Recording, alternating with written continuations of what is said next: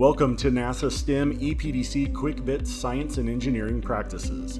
NASA STEM Engagement and Educator Professional Development Collaborative provides NASA resources and STEM strategies for STEM engagement. In this series, we intend to reach educators, parents, and caregivers to quickly explain a specific big idea in STEM. We will introduce a NASA example of how this idea is applied in the real world. And finally, we will demonstrate step-by-step how to lead this activity at home or in the classroom with your students. You might invite your students to watch with you at that time. We invite you to join us as we learn more from our specialists. Let's get started. I am Monica Uribe, NASA Education Specialist at Armstrong Flight Research Center in California. The title of this activity is Shape Your Flight. This Quick Bits big idea is to present science and engineering practices, obtaining, evaluating, and communicating information. In this activity, the student will engage in the following practices.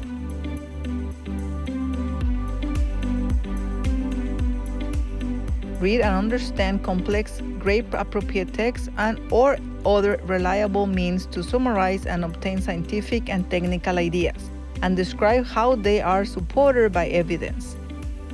Carefully read scientific texts adapted for use in the classroom to determine main ideas and/or obtain useful scientific and/or technical information to describe patterns and/or evidence about the world, or natural and designed worlds.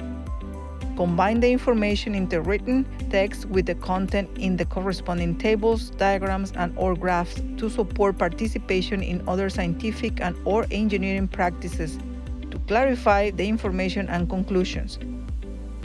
Obtain and combine information from books and/or other reliable means to explain phenomena or solutions to a design problem.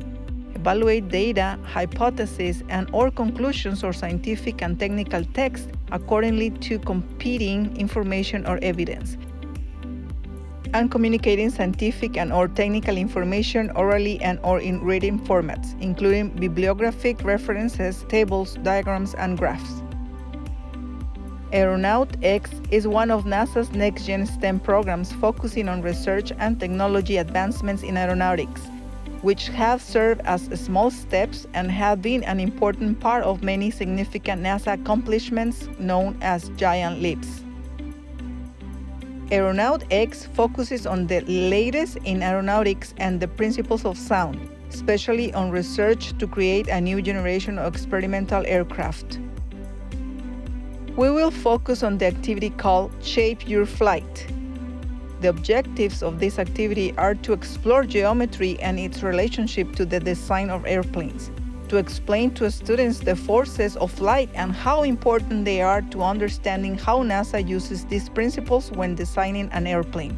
In this activity, students will build a paper airplane, calculate the area of the wings using triangular diagrams, and calculate the accuracy of the flight using the Pythagorean theorem, to evaluate the information in the data table and interpret the results. But how it is that an airplane can fly from one place to another with precision? Which of the paper airplanes tests will be the best? My hypothesis is that the calculation of the flight path helps the airplane to have a more precise route and travel the smallest area possible. Even with today's technology, NASA uses the same aeronautical principles used by the Wright brothers in 1903. And to understand these principles, it is important to understand the four forces of flight, which are drag, thrust, lift, and weight, which must be balanced for an airplane to maintain a stable flight. Likewise, it is important to understand Bernoulli's principle, which states that the pressure in a fluid decreases when its speed increases, and Newton's first and third laws. Newton's first law states that an object at rest remains at rest, or if it is in motion, it remains in motion until a net external force acts on it. Here you can see a ball filled with candy. The astronaut will drop it and let it float throughout this module of the International Space Station. On Earth, the ball will eventually fall to the ground due to gravity, but in space and with microgravity having an impact on the ball, it will continue on its way for a long time. The air in this module also generates friction, which is the force that acts on the ball and helps it gradually slow down. A Newton's third law, which establishes an action and reaction force, exists if object A exerts a force on object B. Then object B must exert a force of equal magnitude on object A. Can you see the difference?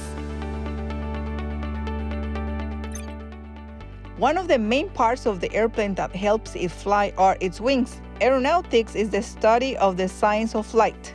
Aeronautics is very important at NASA. The first A in NASA stands for aeronautics. NASA's aeronautical engineers must understand 4 basic areas to design an airplane.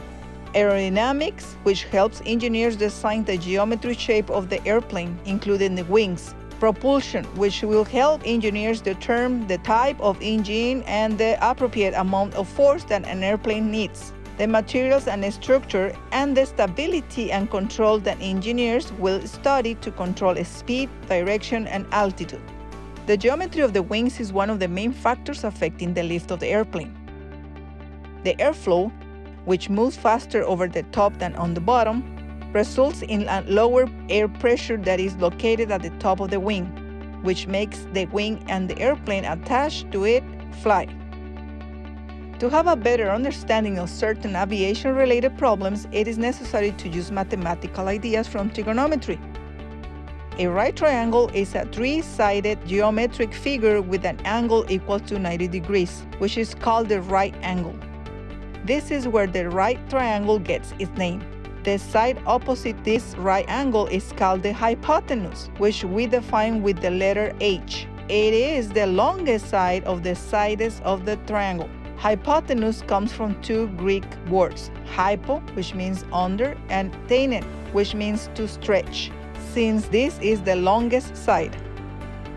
For this activity, it is recommended to use the Pythagorean theorem, which states that in every right triangle, the length of the hypotenuse is equal to the square root of the sum of the area of the squares of the respective lengths of the legs or sides. Or, in every right triangle, the square of the hypotenuse is equal to the sum of the squares of the legs. Remember that scientists and engineers must be able to clearly communicate the ideas and methods they generate. Critiquing and communicating ideas individually and in our groups is a critical professional activity. The communication of information and ideas can be achieved in multiple ways, such as using tables, diagrams, graphs, models, and equations, as well as orally in writing and throughout lengthy discussions. Scientists and engineers employ multiple sources to obtain information that is used to evaluate the merit and validity of claims, methods, and designs. To analyze whether the hypothesis of the airplane's trajectory was correct, I invite you to perform the activity Shape Your Flight.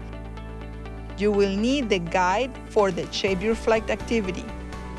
The materials to be used are paper to create the plane, adhesive tape to mark the takeoff point, a ruler, a pencil, measuring tape, the activity sheet, and a calculator.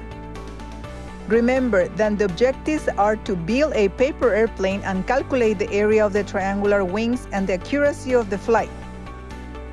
To build your paper airplane, I suggest to follow the instructions on page 5 of this activity. Once you have your paper airplane, for part 1, you will draw 2 right triangles on each of the wings of the airplane, assigning variables A, B, and C. A will represent the base of the triangle, B the height, and C the hypotenuse. Then you will take measurements of the sides of the triangles in centimeters and you will calculate the area of the triangles, recording your results on the worksheet part 1. For part 2 of the activity, you will have to fly your airplane from the same height. The height of your shoulder is recommended as accurately as possible and from the same takeoff point. There are 2 parts for this activity. In part 1, You will measure the size of the triangle for each of the wings and calculate the area of the wings in centimeters. For part 2, you will reflect the test of your airplane where you will classify the triangle, calculate the size C, or the hypotenuse, applying the Pythagorean theorem, and you will have the opportunity to calculate the perimeter and the area of the flight triangle of your airplane. The distance between the landing line or side A, which must be perpendicular to the flight line to create a right triangle, then records the distance between the takeoff point and the perpendicular point that the flight line crosses or where the right angle is created. This will be side B. Which test was the most accurate? Which has the smallest area? Why is geometry important when designing an aircraft and determining the accuracy of the flight path? How does the design of the size of the shape of the wings affect the flight path? You can extend this activity by creating your own airplane designs and using different materials. When evaluating and analyzing the results of the 3 flight tests, particularly for this test, the test that yielded the smallest measurements was test 1. When analyzing the measurements of the flight triangle, it is reiterated that the test that was most accurate when following the flight line was test 1, with a flight triangle area of 2.1 square meters. I hope you enjoyed this activity. Don't forget to fill out your worksheets. Thanks for watching this NASA STEM EPDC Quick Bit.